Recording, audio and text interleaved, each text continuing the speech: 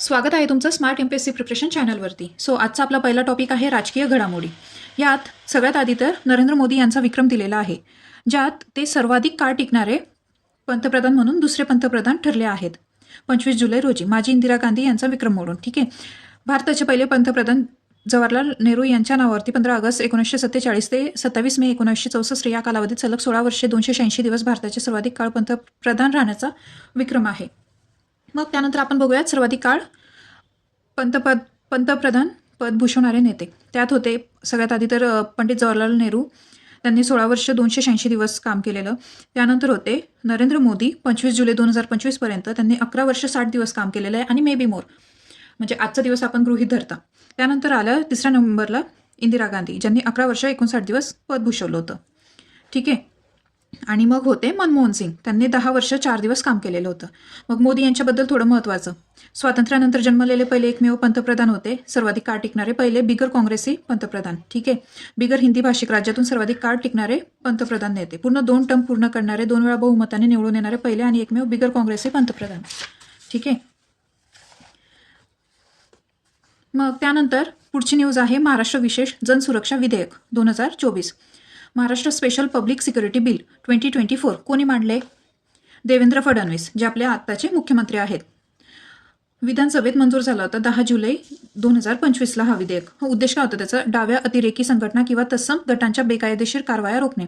सार्वजनिक सुरक्षा कायदे करणारे महाराष्ट्र हे 5वे राज्य ठरले आहे. तर याआधी छत्तीसगड, तेलंगणा, आंध्र प्रदेश आणि ओडिसा होते. ठीक आहे.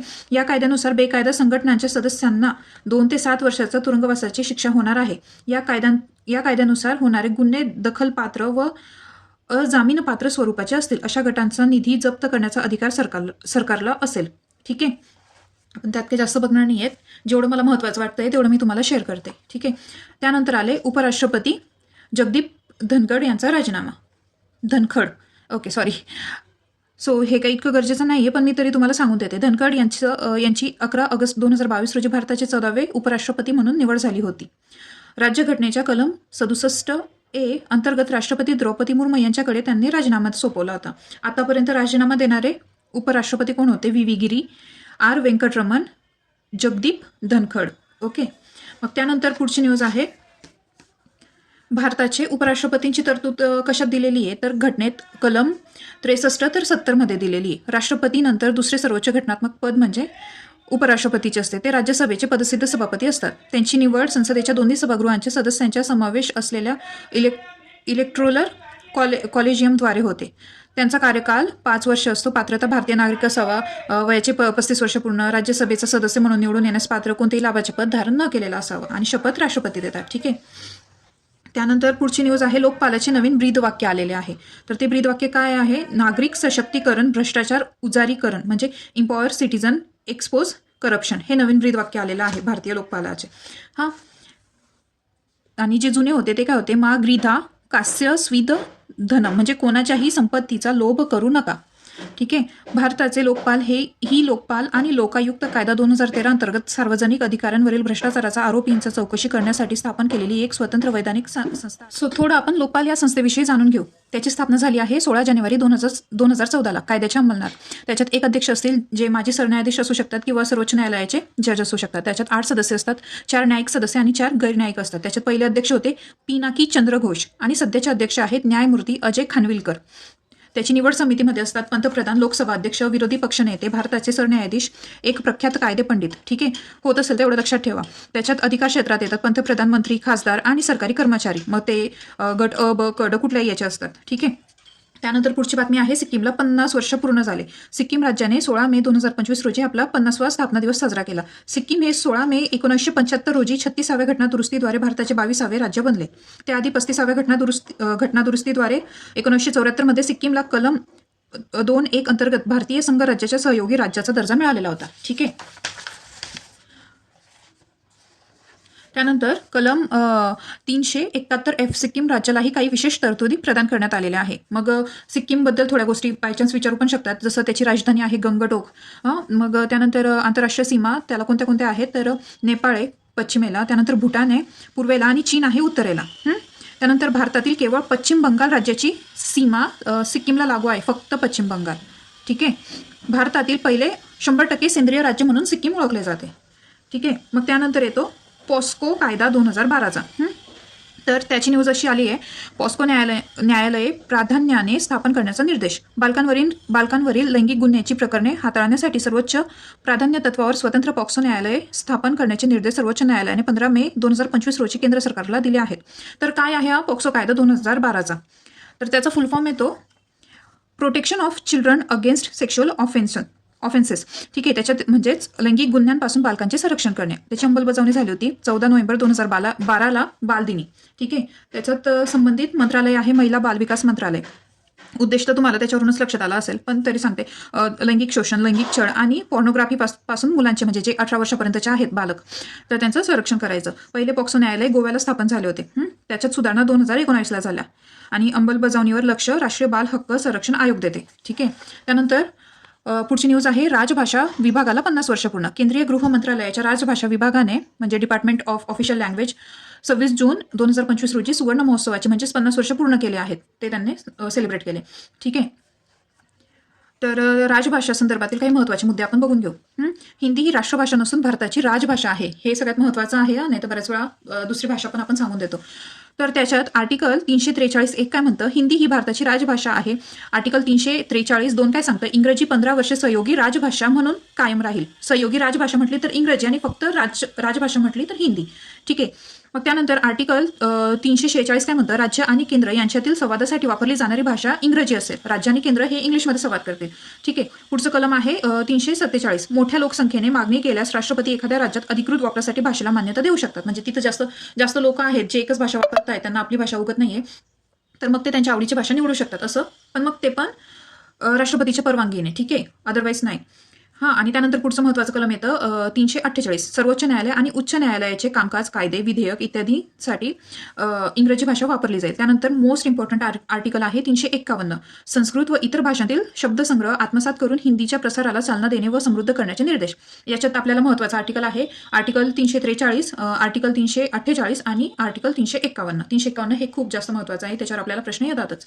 त्यानंतर पुढची न्यूज आहे राष्ट्रीय आणीबाणीला 50 वर्ष पूर्ण.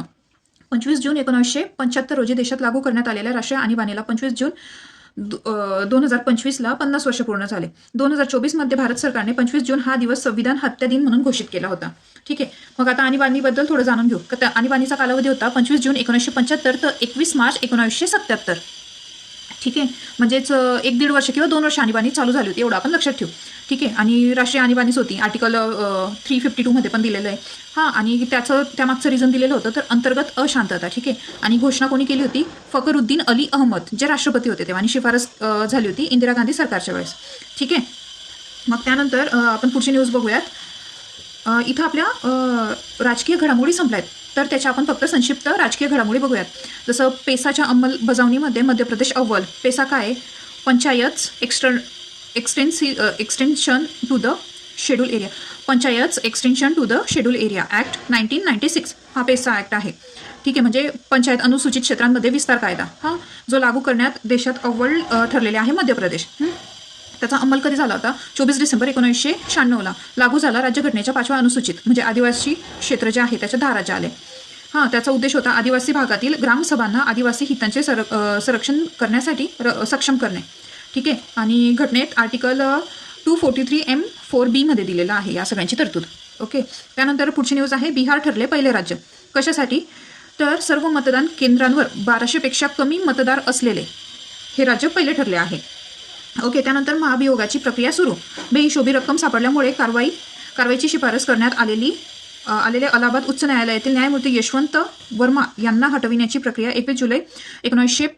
2025 रोजी सुरू झाली आहे. लोकसभा आणि राज्यसभेतील मिळून 200 खासदारांनी या संदर्भात नोटिसा सादर केल्या आहेत. आणि जो आपण पूर्वी पेसा ॲक्ट बघितला तर तो कोणत्या राज्यांमधून जातो? तर 10 राज्यांमध्ये आहे तो. जसं आंध्र प्रदेश, महाराष्ट्र, मध्य प्रदेश, राजस्थान, गुजरात, हिमाचल प्रदेश, तेलंगणा, छत्तीसगड, ओरिसा आणि झारखंड. ओके. त्यानंतर पुढच्या घडामोडी आहेत तर बिहार स्वीप आयकॉन मला जास्त महत्त्वाचं वाटत नाही ते. त्यानंतर पुढचे बघूयात आपण. युकेमध्ये मतदाराचे वय 18 वरून 16 करण्यात आले. युनायटेड किंगडम म्हणजे अमेरिकेमध्ये 2029 मध्ये होणाऱ्या सार्वत्रिक निवडणुकीत मतदानाचे वय 18 वरून 16 वर्ष करण्यात येईल अशी घोषणा ब्रिटन सरकारने 17 जुलै 2025 रोजी केली आहे. यापूर्वी 1969 मतदानाचे वय 21 वरून 18 करण्यात आले होते. स्कॉटलँड आणि वेल्सनमध्ये मतदानाचे वय 16 आणि 17 आहे. ठीक आहे. त्यानंतर पुढची न्यूज आहे MCOCA सुधारणा कायदा म्हणजेच महाराष्ट्र संघटित गुन्हेगारी नियंत्रण कायदा 1999चा कायदा आहे तो. ठीक आहे. त्याच्यात सुधारणा करणारे विधेयक 14 जुलै 2025 रोजी विधान परिषदेत मंजूर करण्यात आले. 9 जुलै 2025 रोजी विधानसभेने हे विधेयक मंजूर केले होते. या कायद्यात ड्रग्ज तस्करी, अंमली पदार्थांशी संबंधित गुन्हे समाविष्ट करण्यात आले आहे. ठीक आहे. त्यानंतर पुढची न्यूज आपण बघूयात. ULB अध्यक्षांची परिषद. त्यात आहे शहरी स्थानिक स्वराज्य संस्थांच्या म्हणजे ULB अध्यक्षांची पहिली राष्ट्रीय परिषद 3 व 4 जुलै 2025 रोजी हरियाणातील गुरुग्राममधील मानेसर येथे पार पडली आहे. लोकसभा अध्यक्ष ओम बिर्ला यांच्या हस्ते उद्घाटन झालं आणि इतर गोष्टी त्यात मेन्शन केलेल्या आहेत. पण आपण एवढं लक्षात ठेवू की पहिली राष्ट्रीय परिषद ULBची हरियाणातील गुरुग्राममधील मानेसर येथे झालेली आहे. ओके. त्यानंतर पुढची न्यूज आहे अंदाज समित्यांची राष्ट्रीय परिषद. भारतीय संसदेतील अंदाज समित्या अमृत महोत्सवी वर्षानिमित्त 75 वर्ष झाले होते. म्हणजे मुंबईमध्ये 23 आणि 24 जून 2025 रोजी देशभरातील अंदाज समित्यांचे अध्यक्ष आणि सदस्यांच्या राष्ट्रीय परिषदेचे आयोजन करण्यात आले. आणि सध्याचे अध्यक्ष कोण आहेत तर संजय जयस्वाल. ठीक आहे. अंदाज समिती स्थापन कधी झाली आहे 10 एप्रिल 1950ला शिफारस केली होती जॉन मथाई समितीने. ठीक आहे. त्याच्यात सदस्य 30 असतात. सर्व लोकसभेतील सदस्यांची निवड दरवर्षी लोकसभेद्वारे होते. ठीक आहे. अध्यक्षांची नेमणूक लोकसभा अध्यक्ष करतात. अर्थसंकल्पीय अंदाजांचे परीक्षण करतात म्हणजे ऑब्झर्वेशन करतात. तर आपल्याला अर्थसंकल्पात काय काय बदल करता येतील किंवा कसा असायला हवा इतर सगळ्या गोष्टी. ठीक आहे. त्यानंतर पुढची न्यूज आहे संसदीय समित्यांची पुनर्रचना. लोकसभा अध्यक्ष ओम बिर्ला यांनी 1 मे 2025 रोजी भाजपाचे खासदार संजय जयस्वाल यांची 2025 ते 2026च्या अंदाज समितीच्या अध्यक्षपदी नियुक्ती केली. तसेच भाजपचे खासदार बैजयंत पांडा यांची 2025 ते 26 साठी सार्वजनिक उपक्रम समितीचे अध्यक्ष म्हणून नियुक्ती केली. त्यानंतर पुढची न्यूज आहे मोबाईल ॲपद्वारे मतदान. बिहार राज्य निवडणूक आयोगाचे अँड्रॉइड आधारित मोबाईलचा वापर करून मतदान प्रणाली सुरू करण्याचा निर्णय घेतला आहे बिहार राज्याने. ठीक आहे. मतदान प्रक्रियेत हा क्रांतिकारी बदल स्वीकारणारे बिहार हे देशातील पहिले राज्य ठरले आहे. जे पहिलं असतं ते खूप जास्त विचारतात म्हणून लक्षात ठेवा की बिहार हे मतदान करण्यासाठी मोबाईल ॲप थ्रू पहिले राज्य आहे. ठीक आहे. त्यानंतर पुढची न्यूज आहे नेवाचे उद्घाटन. तर केंद्रीय माहिती व प्रसारण आणि संसदीय कामकाज राज्यमंत्री डॉक्टर एल मुरुगन यांनी 9 जून 2025 रोजी पुदुच्चेरी विधानसभेसाठी राष्ट्रीय विधान ॲपचे म्हणजे त्याचं नाव त्यांनी नेवा ठेवलं उद्घाटन केले आहे. यासह पुदुच्चेरी हे नेवा प्लॅटफॉर्म स्वीकारणारे देशातील 29वे विधिमंडळ बनले आहे. नेवा म्हणजे त्यात कदाचित कागदविरहित कायदेविषयक कामकाज सक्षम करणाऱ्या या उपक्रमात संसदीय कामकाज मंत्रालयाच्या 100% केंद्रीय सहाय्याद्वारे निधी दिला जातो. ठीक आहे. 2022 मध्ये नागालँड विधानसभाने नेवा लागू करणारी पहिली राज्य विधानसभा बनली होती. नेवा म्हणजेच काय नॅशनल विधान ॲप्लिकेशन. ठीक आहे.